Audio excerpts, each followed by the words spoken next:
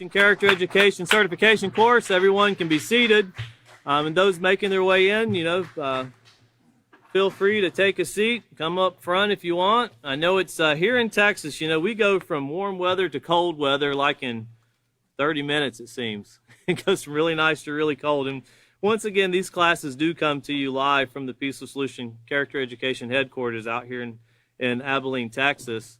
And once again, we'd like to welcome everyone for joining us and thank everyone for joining us. But we'd also like to make sure everyone's up to date on the things that the Peaceful Solution is offering. And we know a lot of people had emailed us and had asked questions about, is there a way that we can hear the classes without using social media like Facebook?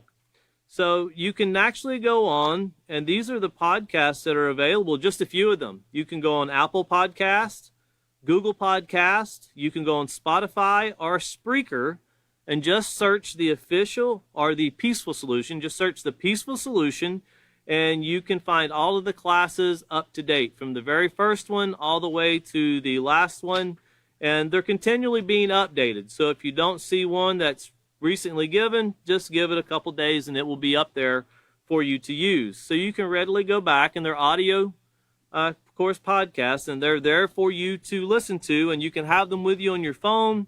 You can use them in your classroom, whatever you want to do. If there's a certain subject that you're wanting to teach as a teacher, but you're wanting it to be taught from the book and you want to take excerpts, you're more than welcome to use those podcasts and to use them in your classroom. Or if you want to use them in helping a lot of people we have overseas that are watching in Nigeria right now, and I know we have a large group of people watching in Mexico and Zambia and Liberia, Kenya. I spoke to a lot of people today as I see Mexico texting me. Yes, I see you down there.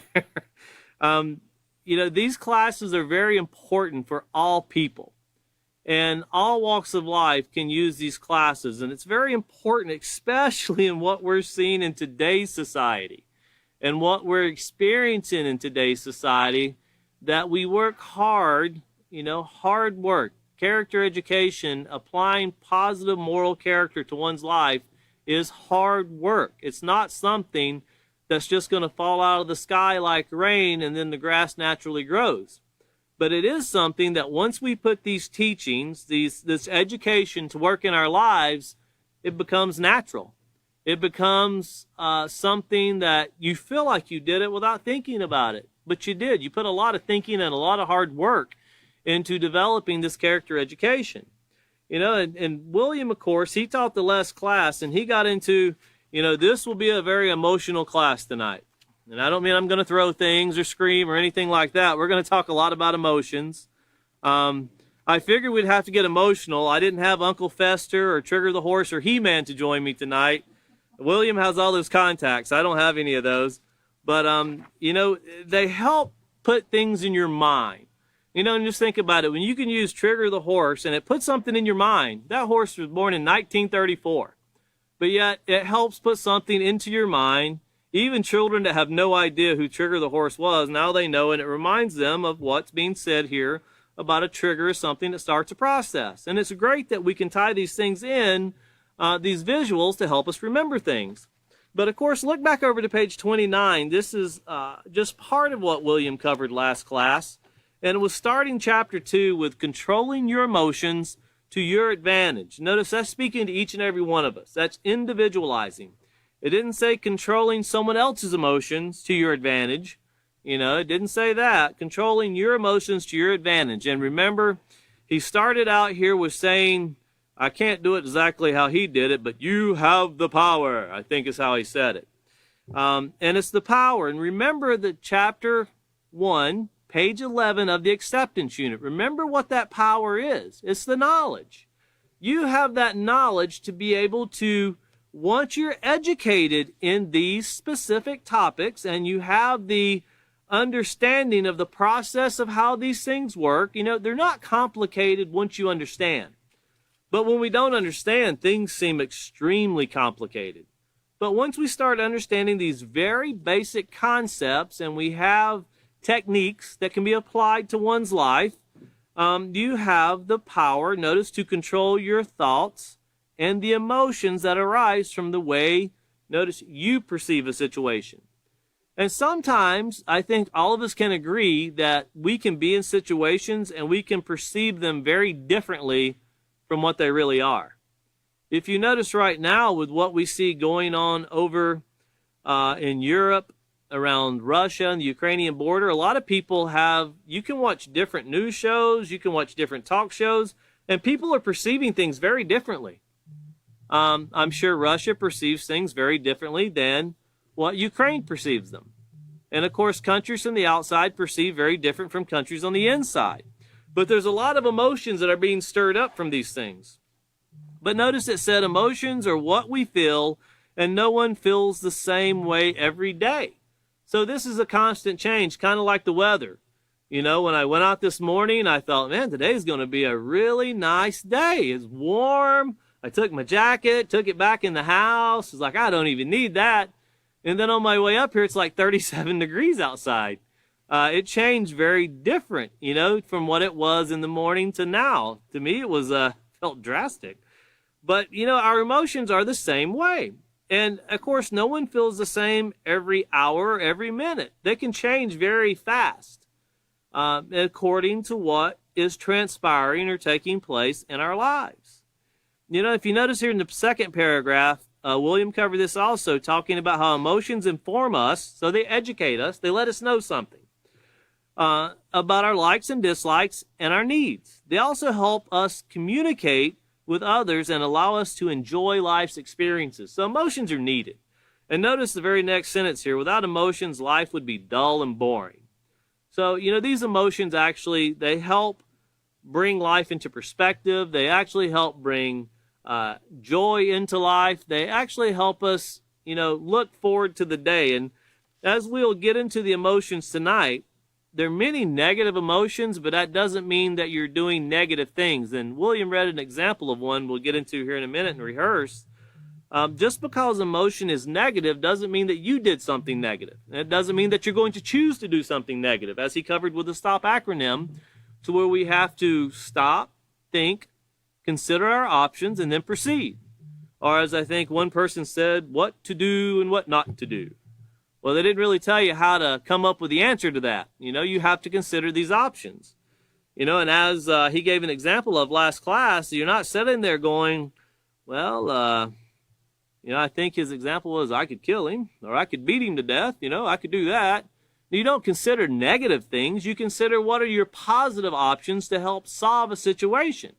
That's what moral character does. That's what a positive character does. They search out the positive options to bring a positive result to a situation. You never consider negative choices. You never consider making the wrong choice and expecting a positive result. It just won't work, and it never will. Here in the third paragraph, though, he covered that, however, as important as emotions are, if they are not controlled, they will control you. And that's really the key point to emotions. If you don't control them, they will control you. And you've heard David refer to this as a puppet on a string, and we'll cover much more of that. But notice, continuing on here, it says emotions that are uncontrolled can lead to poor choices, which in turn can lead to impulsive behavior that you might regret. And William spent some time there showing the definition of impulsive on the screen, you know, and of course people like to say, well, I made a choice and I wasn't thinking. Well, no, you are thinking. You might not have considered things very carefully, and you remember we've already covered that self-control means you take the time to make a decision, to consider what needs to be done. Sometimes we have that option where we can take a day or two to make a choice. Sometimes if you're standing in line at a restaurant and you're deciding what you want, you can't really take hours to do that. You're going to have to do it fairly quickly, or else you will have a lot of people that's going to get emotional behind you. And then, of course, here on page 30, he covered what are emotions. And notice once again, and if you didn't underline this then, underline it now, because this is extremely important. That word strong cannot be stressed enough. Emotions are strong physical and mental responses triggered by what we experience. And when it says strong, it can mentally drain people. If you've ever been depressed because of the loss of a loved one, which that's probably a very surprising thing that can occur to people, and you have to work your way through it. But when you work your way through it, you find out, as they say, there's light at the end of the tunnel, so to speak, and things can keep going. You find hope and you move forward. And remember what the peaceful solution does in bringing hope. We can still keep going and benefit society. And once again, a trigger is something that starts a process. So once again, emotions are very strong, physically and mentally, and this trigger is something that starts a process. Now, emotions are triggered by what we hear, see, smell, taste, touch, and think.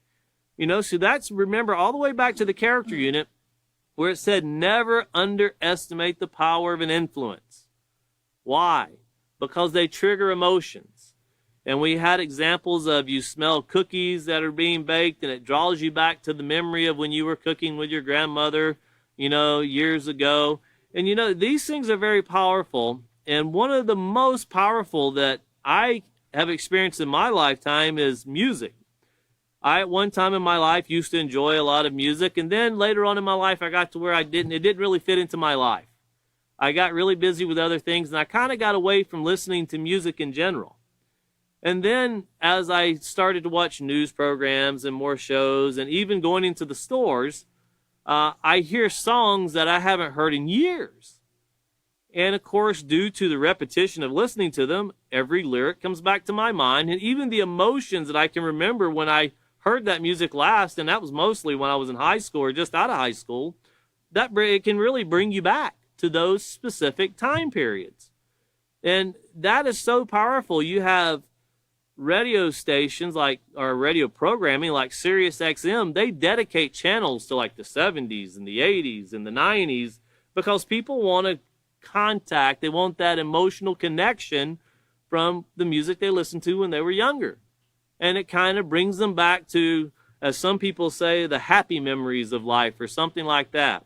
Now, it's kind of hard to have, where you could have looked out in probably the 60s when you were young, or the 70s or the 80s. I grew up in the late 80s, early 90s.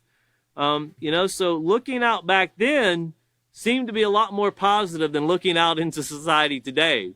When you look out in society today, everyone's scratching their head and wondering, nuclear war has become a very common word on every news channel.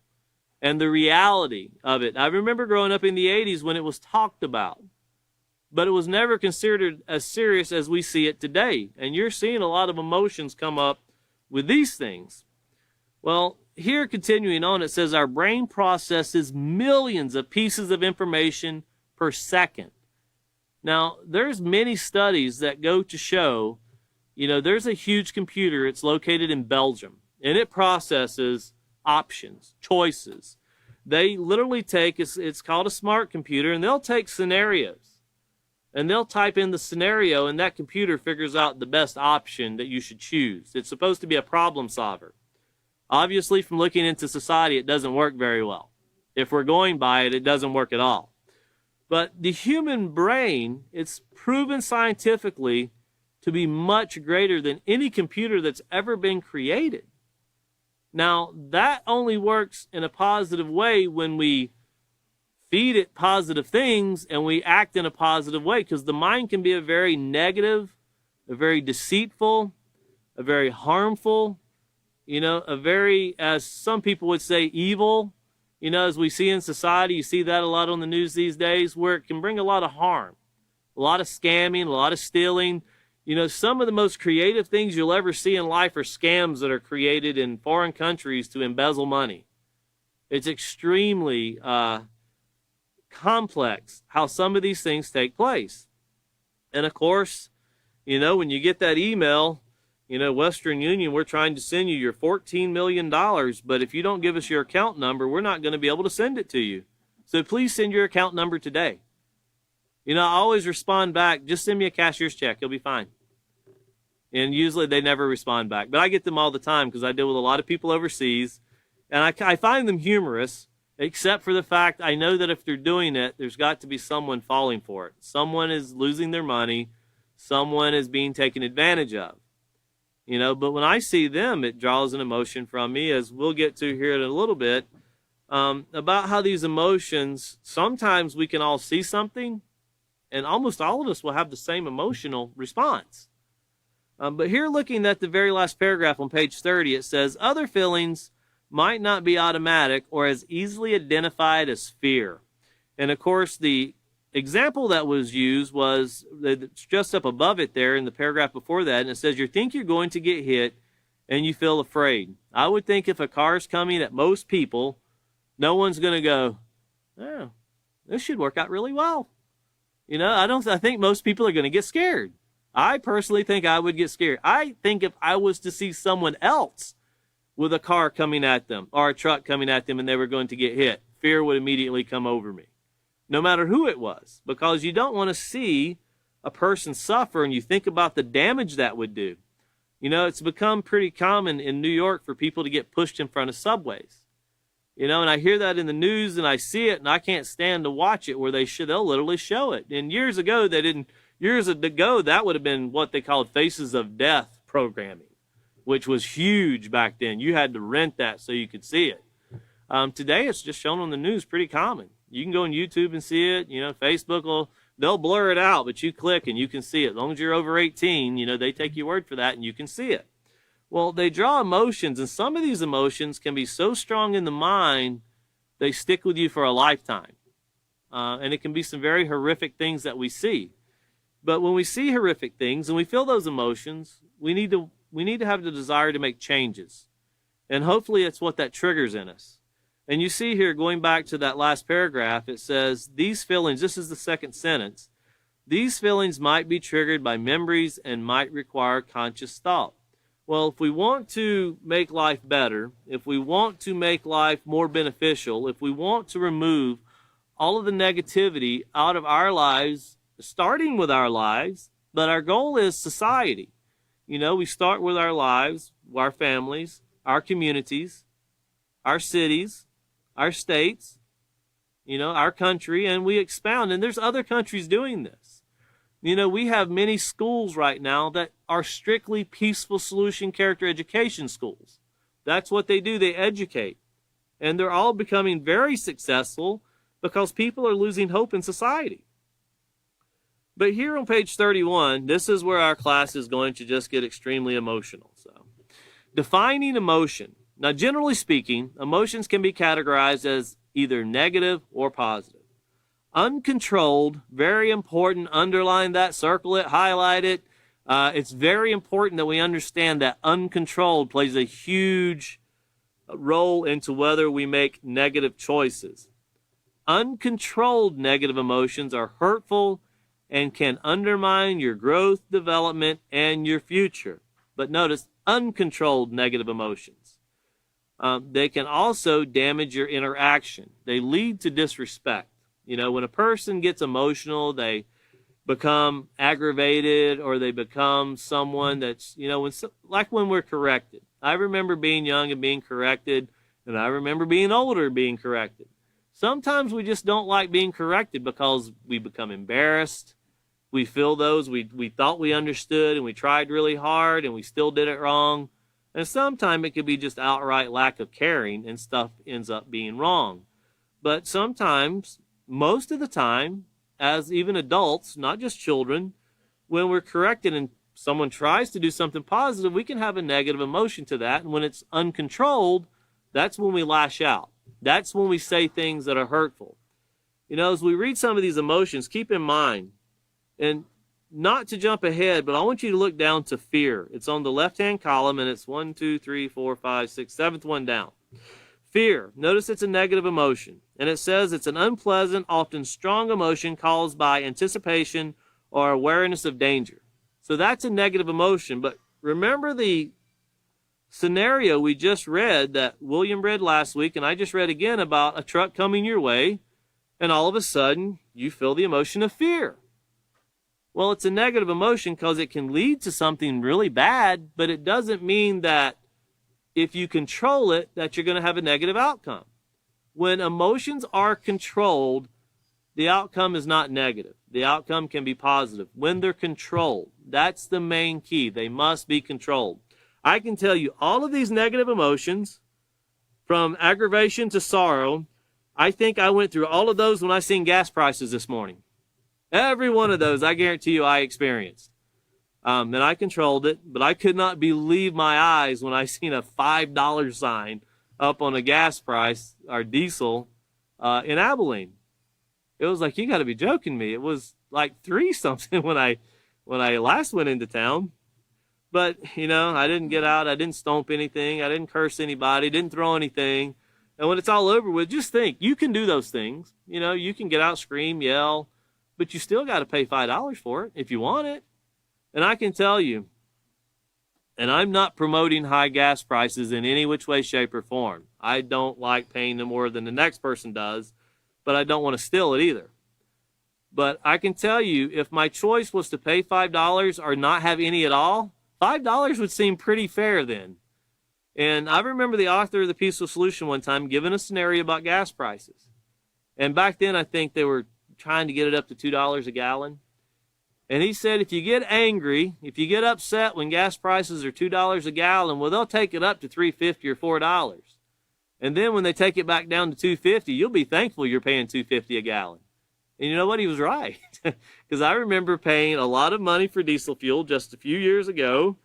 And, of course, when it went back down to $2.50, I was like, man, I'm saving money now. But I was upset when it was $2. But I became very thankful when it was $2.50. So our emotions kind of change with the path of society also. Things aren't what they used to be. The report on food prices that just came out yesterday, we pay 20% more for food today than we did just 1 year ago. And they're saying by next year, food prices will go up another 25%. So that means we're paying 45% more for food over that 2-year stretch, and that's not accounting for the war taking place in Europe right now. So imagine how much more that can increase. So before you get angry and start throwing things and, think about when people get uncontrolled anger, have uncontrolled anger, they get mad at the store, so they go burn it down. Or they want to protest the city, so they start trashing the city. That is uncontrolled anger. That is uncontrolled emotion. Those things bring harm. They damage. There's no way you can receive a benefit from not controlling your emotions. It just doesn't work. But we're going to read through the emotions here, and these are the negative emotions. Try to imagine yourself. It's fairly easy to go through all these in one day. Like I said, I went through all of these just seeing gas prices. All except rage. I didn't get out and do anything violent, and I definitely wasn't explosive. But, you think about this, and you can go through all these fairly quickly, and they're pretty common in our lives today. And starting out with aggravation, to intensify unpleasantly, to rouse to displeasure or anger by persistent irritation. I call that my alarm clock. Alarm clock is something it's pretty brutal. You set it, you expect it to work, and when it works, you slap it. And when you slap it, you expect it to go back off again in 8 to 10 minutes. And then you slap it again. When you think about it, and if it didn't work, think of how bad you would be, how mad you would get at that time. So sometimes, we set things to be responsible, and then in trying to be responsible, we can become very aggravated through this process. But now if you grab your phone and start slinging it and, doing other things, you find out that's uncontrolled. And the next one is anger. And anger can be a very confused emotion for a lot of people. But notice here, anger is a strong feeling of displeasure, resentment, or hostility. But anger can be managed. And we'll discuss what anger is when it's left uncontrolled. It progresses into something much worse. But anger is a normal emotion, as we'll read here, most likely get into it next class. But it has to be controlled. It just shows that we're in disagreement with something. We have a displeasure with something. And then depression. That's an extreme state of sadness that is prolonged and can lead to changes in eating and sleeping habits. And I know William spoke about this in the last class about the things we bring out about teenagers and the most common cause of death for teenagers, the 3 most common causes of death. And it's sad that suicide, it always gets between number 1 and number 2. Accidental. Once you get into those who have driver's license, accidental takes over. But when you get below the driver's license, suicide is number 1. And it's been that way in the United States for a long time. And this is because people get depressed. And I'll tell you a quick story, and I experienced this, and I learned a lot just last week going to a certain store in Lowe's.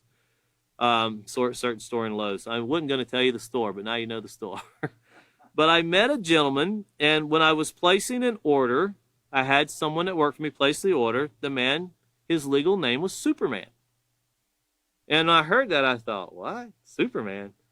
And I kind of laughed about it, and I thought, who in the world? And I kind of had a picture in my mind, but I kept telling myself, the Peaceful Solution says don't predetermine in your mind what a person's like.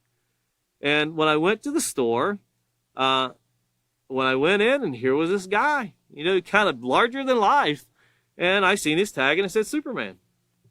And, I couldn't help but ask him, what, because I was waiting a very long time for some stuff, and he was trying to help me as you pre-order stuff, hours in advance, and then when you go there, you wait 2 hours to get it.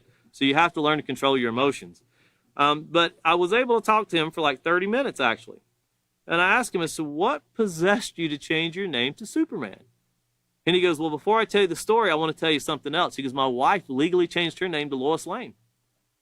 I was like, that's impressive. I have to say, that's really impressive.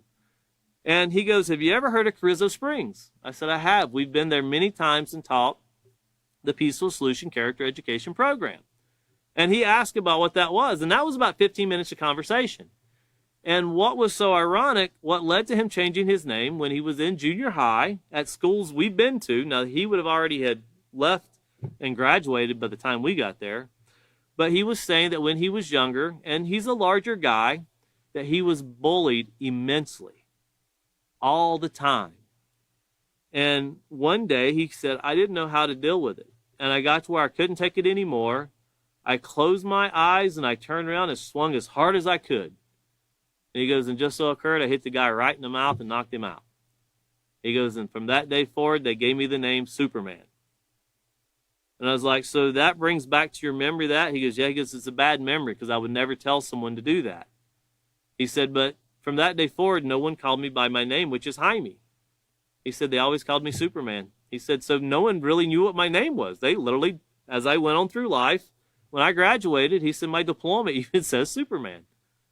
And I thought, well, that's pretty interesting, but what was so super about that? He said, well, I didn't really do anything super, but I'd like to have the right answer, but no one gave it to me. And I was telling him about the program, and he said, man, I would have had that. And he became really interested. We exchanged information. I gave it to him, and he could be even watching the class right now because I talked to him about it, being online. But his story is a great story. It's a sad story because there's many people go through that, not just in school, in the workplace, all over the world. People are going through being bullied. People are dying due to being bullied.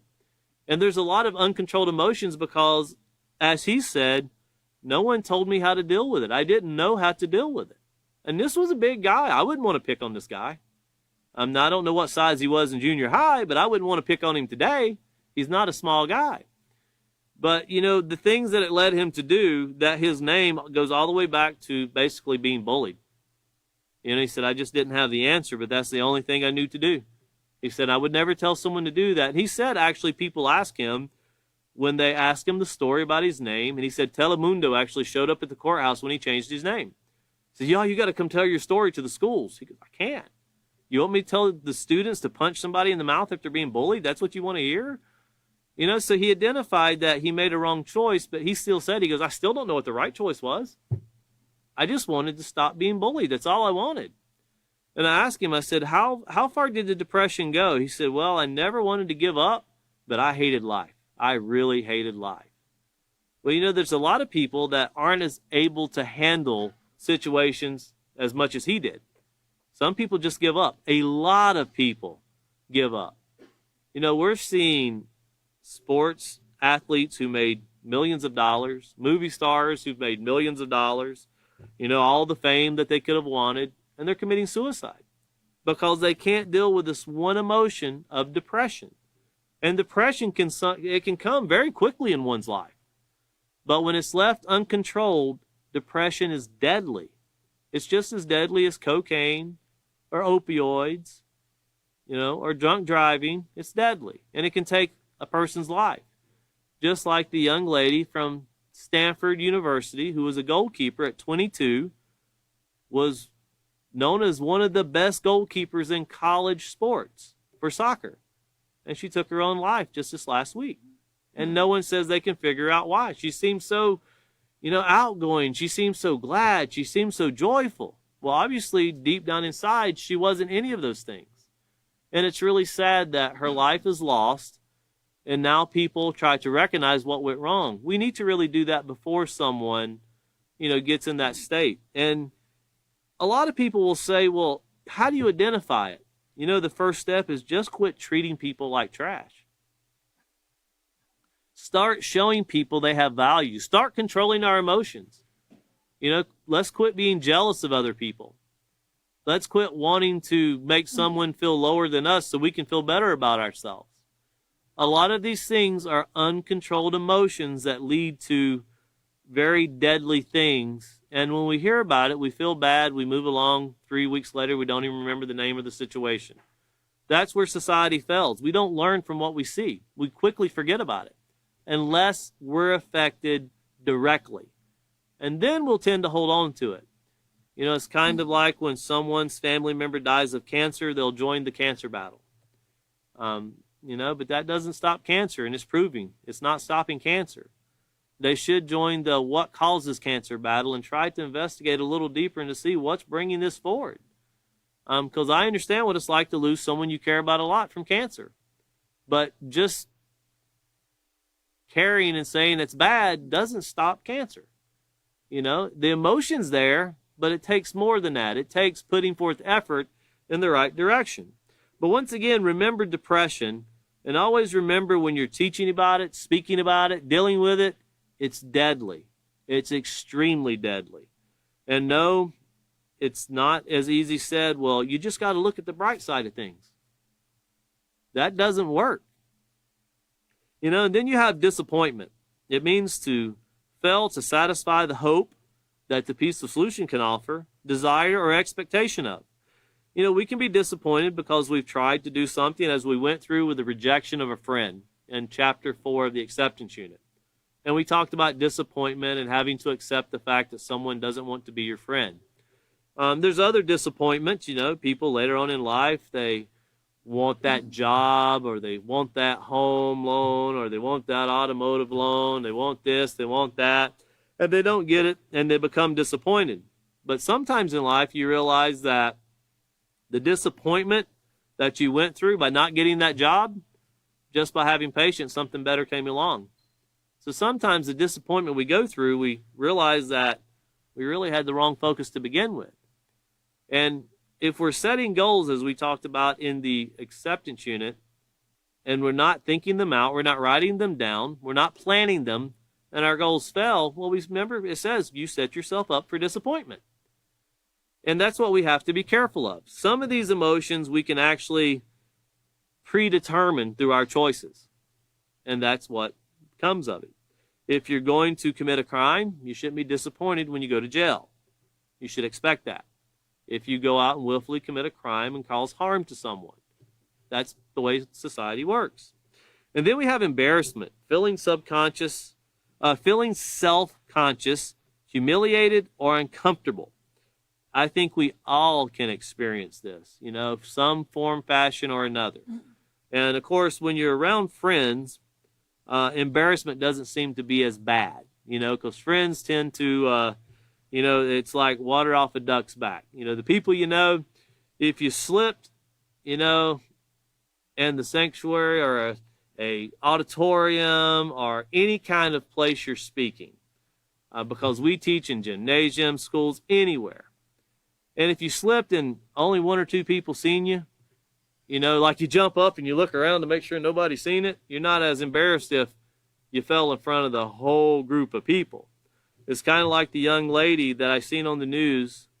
I think her name was Selena Gomez. She was wearing these really high-dollar shoes, and she fell right in front of everybody. Right when they're supposed to be showing this beautiful wardrobe, expensive jewelry, high-dollar clothes. She slipped and she fell. And they replayed it on the news constantly. But I noticed when they replayed her later, she took her shoes off and she was walking barefooted everywhere because of the embarrassment she went through of falling there in front of everyone.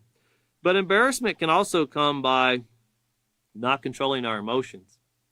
If you've ever lashed out at someone in public and then stopped to think about what you did, it's pretty embarrassing to realize how you didn't control your emotions.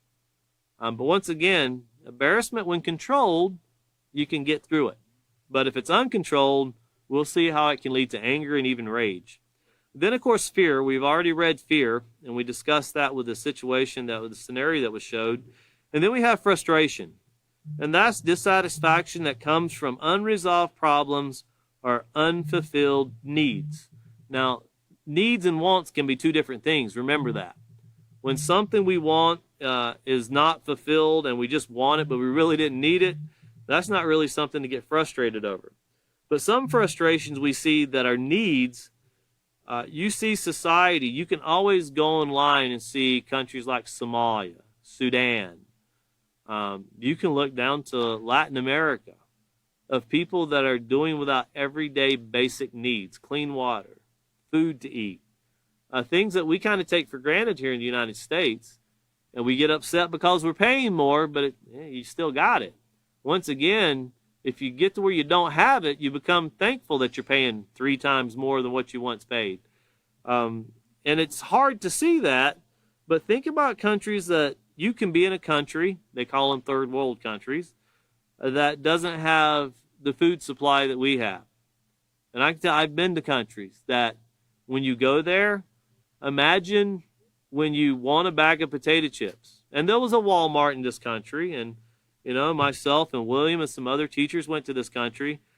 And this is something in America. You go to Walmart and you go to the potato chip aisle, and there's just so many different potato chips. There's different flavors, more than you could ever imagine. Well, imagine that same length of aisle, and you turn down it, and it's the same potato chip all the way down the aisle. Just thousands and thousands of bags of the same potato chip. And I had to look a couple times, and I'm thinking, this cannot be right. There is no way this can be right. And I went to the other aisle, and it was a can of certain sardines, and the whole aisle was that one can of sardines. And I'm like, boy, life here doesn't get very exciting. This is pretty much the limit of it.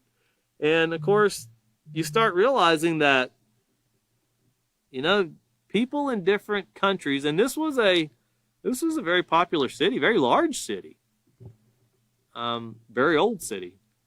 But life was very generic there. Very generic.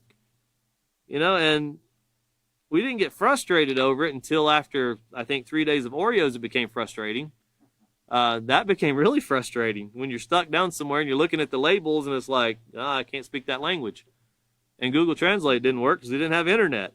So there was some frustration, and after a while, the things you like do get old. But, of course, you still didn't protest. Of course, then you have guilt. And this is self-reproach that comes from blaming oneself for real or imaginary wrong.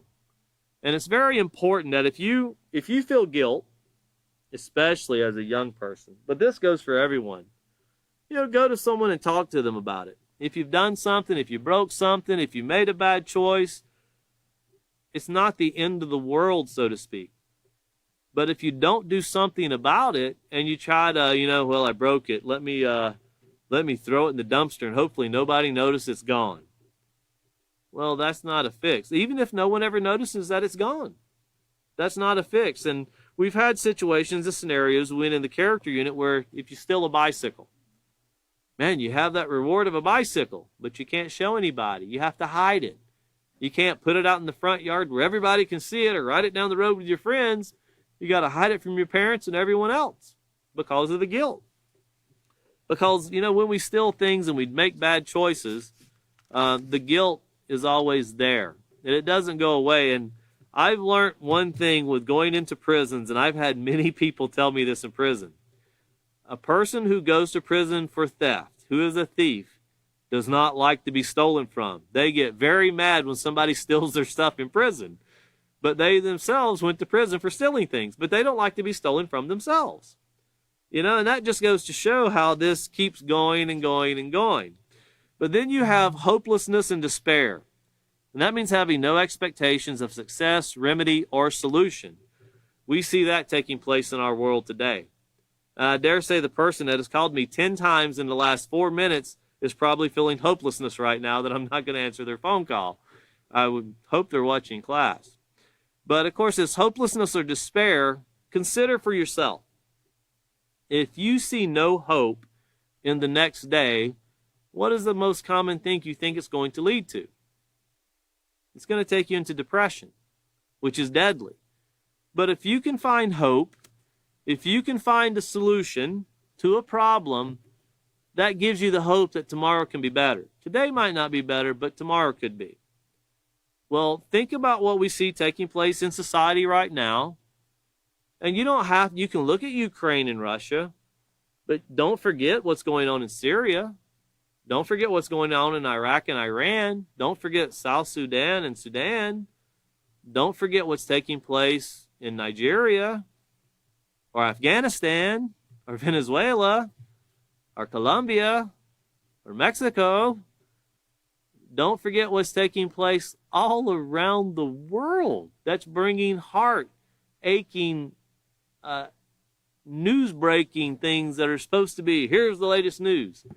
Watching the news can be extremely depressing because you don't really see many positive things. And our world has become so small through technology.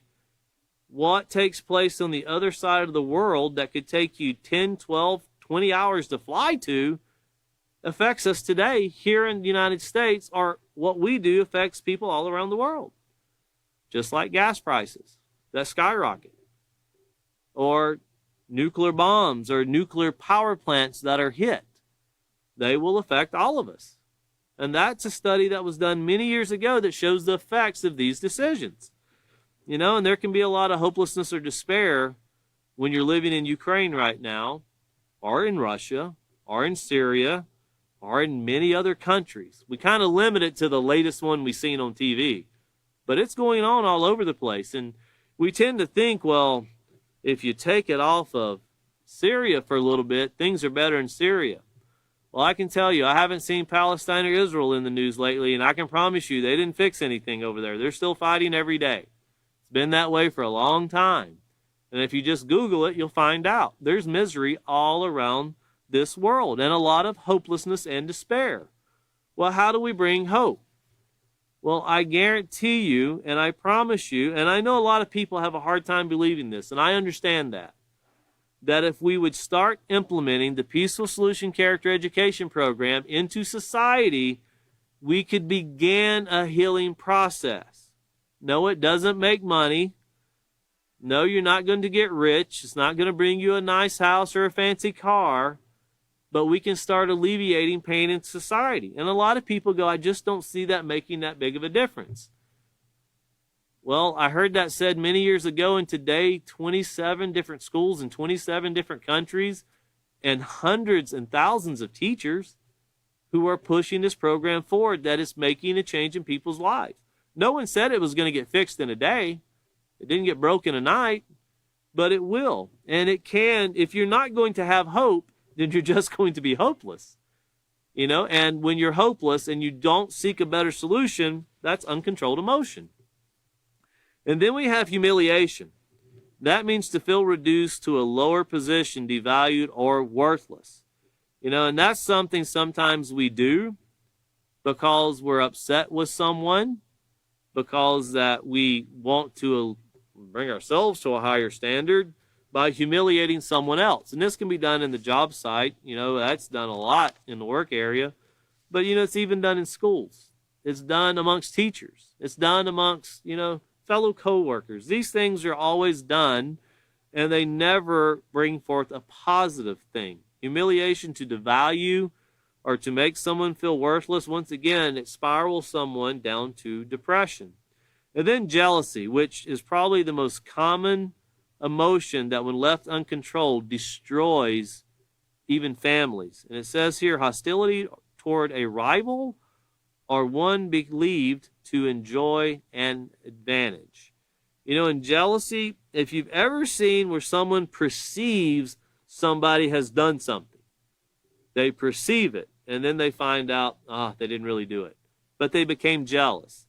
Or you're with your best friend and you find out you and your best friend work at the same place. He gets a promotion and you don't. You become jealous.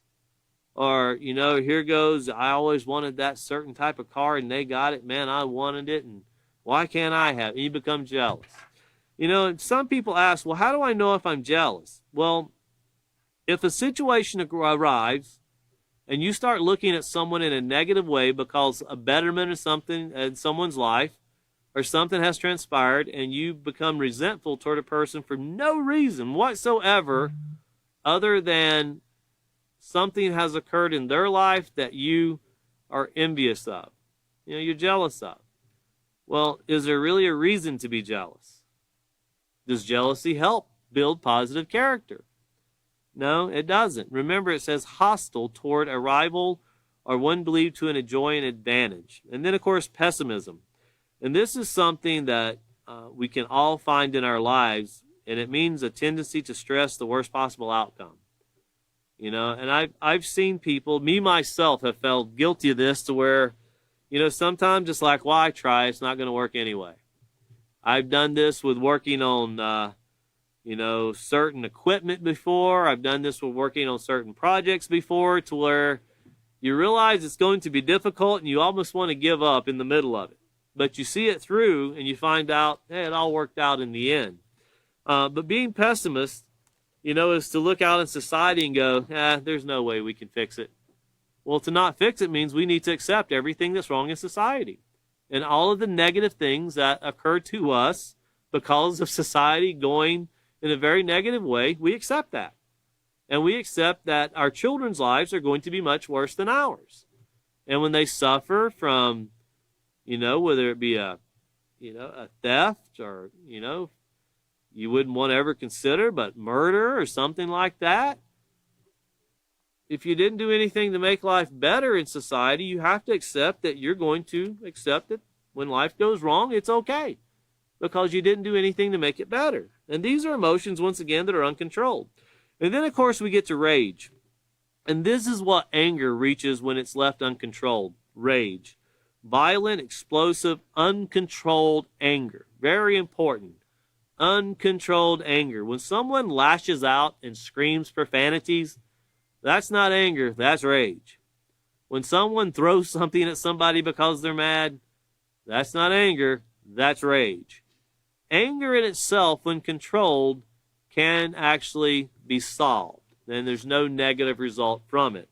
But when anger is uncontrolled, that's rage, and that always leads to something negative. And then we have rejection. And we talked about this a lot, of course, back in chapter 4 of the acceptance unit. And it means to feel as if you are refused, unwanted, or abandoned. And that can be very common in people's lives. And, you know, you can't look at someone and tell they feel rejected as easily as we think. This takes place in schools. This can take place amongst friends. This can take place in many different aspects of life. But if you ever feel rejected, speak up about it. Say something. Because sometimes we perceive these things. They're not true. They're imaginary. As we'll get to imaginary disrespect and speak about that as we proceed into the next unit. But rejection. And then resentment. That's a prolonged feeling of displeasure at something regarded as wrong or offensive. You know, you can have resentment against many people. This is pretty common when children don't get their way with their parents and they become resentful to their parents because they didn't get what they thought they deserved. Or, I wanted to go to the fair with my friends. I wanted to go to the party. I wanted to do this. I wanted to do that. Well, and you can become resentful because someone actually saved your life. Someone actually kept you from a really bad scene. Someone actually helped you, but when left uncontrolled, we don't see the benefits of that. And then, of course, restless, feeling uneasy and unsettled. And this can become, you know, one thing we have in society that the author of The Peaceful Solution talked of many, many times is the I want it and I want it now syndrome, which leads to enormous debt. Instead of working and saving up, no, I want it now. And then we accumulate all of these things and we can't use them all, so we got to go get a storage building to put them in too. And then when the finances start crumbling, people get restless. And you see that in society right now, where inflation is here, and of course, wages are here, and inflation keeps going up. To where if you made $15 an hour last year, it's like making $10 an hour this year. But you're still getting $15 an hour. It's just your money buys much less. And that can lead to a lot of uneasy feelings. It can lead to frustration, but a lot of restlessness. And then, of course, we have being revengeful. And that's a feeling of wanting to get even or get back. And revengeful can be very deceptive. And I very carefully watch what I see in the news concerning leaders of countries. Whether it be at this time you have President Zelensky or you have President Putin. Those are the two most common. And I watch people make comments about either President Putin or President Zelensky, and they say things about them as though they know everything about them. And I really don't know much about either one of them. And I honestly don't know the facts and behind what's going on over there, the complete facts. But I got a really great idea about what's going on over there. And I think that if we would sit back and look at it, there's people that want to take revenge out on someone that probably isn't really making a bad choice. They're just trying to defend their rights of trying to uphold some morality, even though they have immorality. Remember, families are a mixture of both when we look at it. But we see people that want to take revenge on people that could possibly not be making the wrong choice. Now, war and bombing and killing is never the right choice, and it's not the right way to deal with it. But we see in society where people want to get revenge on people without even knowing really what's going on. They just want revenge. And you can see that also, you see that in gangs and cartels also. Revenge. Revenge for what? Well, there's a different reason for every day. And revenge can be deadly. And then you have sorrow, which is deep distress, sadness, or regret, especially for the loss of someone or something loved. And I think if you've ever experienced that, and once again, this example was given to me by the author of The Peaceful Solution, and he said the best way to describe things like this, he said, he always referred back to the obituaries in the newspaper, and I've referred to that many times. So where you see a name, and unless you know who that person is, it doesn't really affect you. But there's somebody somewhere is feeling really bad. Their heart's really hurting. A lot of emotions going on and sorrowful because they've lost someone. But if you don't know them, that's like you can watch what's taking place on the news with people dying every day. Here in the United States, we become numb to seeing war take place in other countries. Now, when September the 11th took place in New York City and in Pennsylvania and Washington, D.C., that was trauma here in the United States, and we made a lot of changes just in how we do everyday life. But we've never had anything like we see going on in Ukraine, or like we've seen going on in the Middle East, like we see going on in Hong Kong, what Taiwan is experiencing, the pressures that are put under people because of disagreements, misunderstandings, resentment, jealousy. These things lead to global problems on a large scale. And you can be someone that's just wanting to live a basic everyday life. Hey, I just want to go to work. I just want to have a home and have a family. That's all I want. That doesn't keep the missiles and the bombs from coming in your house in these countries. And here in the United States, we're oblivious to this because we don't have that. We have to go all the way back to September the 11th or to Pearl Harbor to kind of get these ideas of this emotion that's conjured up. And, these things, we shouldn't be numb to this. We shouldn't let our emotions, we should have sorrow. When we see a life taken, I don't care if it's a Russian, a Ukrainian, a Chinese, a Taiwanese, an Israeli, a Palestinian. It doesn't matter whether it's an Iraqi or Iranian. That's irrelevant. When a life is lost because of moral character not being upheld, that's what the peaceful solution is saying we need to take a stance against. And not a stance by going and burning the city down, a stance in educating society. Because if we can take society, and if we can breed a lot of negative character into society through lack of education, and we can accomplish that, and society's done a great job. That's one thing they've succeeded in. If we can breed it in a negative way and teach it to be a negative way, we can sure turn it around to be positive. Because it works both ways.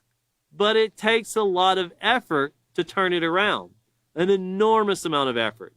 And it takes more effort to be positive than to be negative. You know, I know a lot of people, it takes more energy to frown than to smile. Well, you know, President Obama said that peace is more than just contracts and resolutions and agreements that are signed. It's hard work, and he was right in that.